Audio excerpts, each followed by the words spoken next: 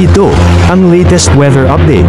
Alamin ang pinakasariwang ulat panahon ngayon dito sa Information TV Educational Channel. Sa kasalukuyan po ay wala tayong binabantayan na LPA o bagyo sa loob at labas ng ating Philippine Area of Responsibility, bagamat asahan pa rin po natin ang maulan na panahon sa malaking bahagi ng ating bansa dulot po ng mga weather systems na patuloy pong nakakaapekto sa ating kapuluan. Itong mga kumpul po na kaulapan na namamataan po natin sa ating latest satellite animation na patuloy nakakaapekto sa may bahagi po ng Southern Luzon, pati na rin po sa Kabisayaan, ay dulot po yan na epekto ng shear line o pagsasalubong ng malamig at mainit na hangin. At dahil po sa epekto ng shear line, makakaranas pa rin po ng moderate to heavy na mga pag-ulan sa bahagi po ng Kabisayaan, gayon din sa Southern Luzon ngayong araw. Meanwhile, dito naman po sa Luzon, patuloy ang pag-iral ng hanging amihan or northeast monsoon at magdudulot din po ito ng mga pag-ulan sa malaking bahagi ng Northern at Central Luzon, gayon din sa ilang bahagi ng Southern Luzon ngayong araw. So may bahagi naman po ng Mindanao, nakikita din po natin itong mga kaulapan na nakakaapekto mostly dito po sa may eastern sections ng Mindanao area. Yan po yung easterlies, mainit na hangin na nanggagaling sa karagatang Pasipiko, kaya asahan po natin within the day ay makakaranas pa rin po ng mga pag-ulan sa may silangang bahagi ng Mindanao area. Meanwhile, for the rest of Mindanao, may mga posibilidad lamang po na mga isolated o mga biglaang pagbuhos ng ulan.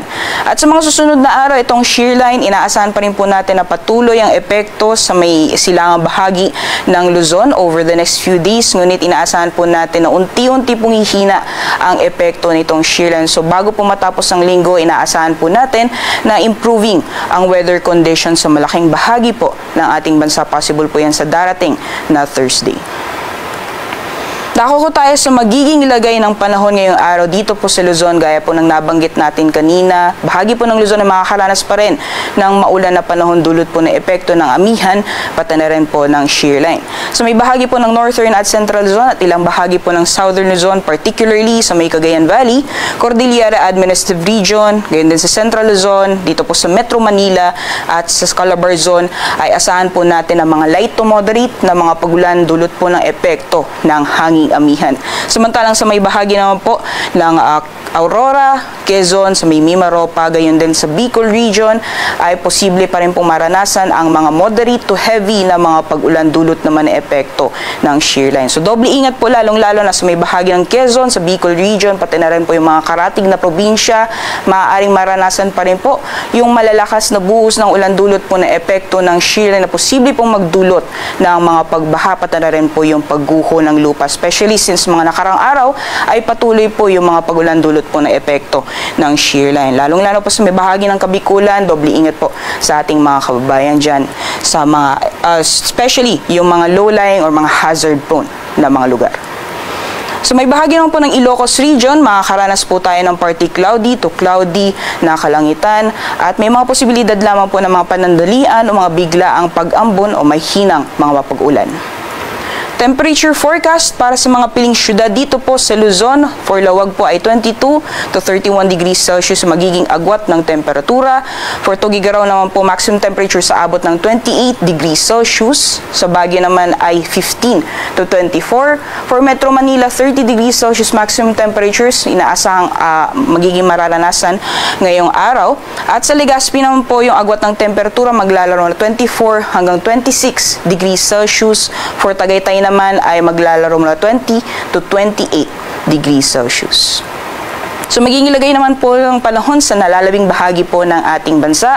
For Palawan and Visayas, asahan pa rin po natin ang mga scattered rains or thunderstorms dulot po ng epekto nitong shear line. So doble ingat pa rin po sa ating mga kababayan. For Palawan area though, inaasahan po natin na unti-unti na pong mababawasan yung malalakas na pagbuhos ng ulan. Magiging maulan pa rin po pero hindi na kasing lakas kung ikukumpara noong mga nakarang araw.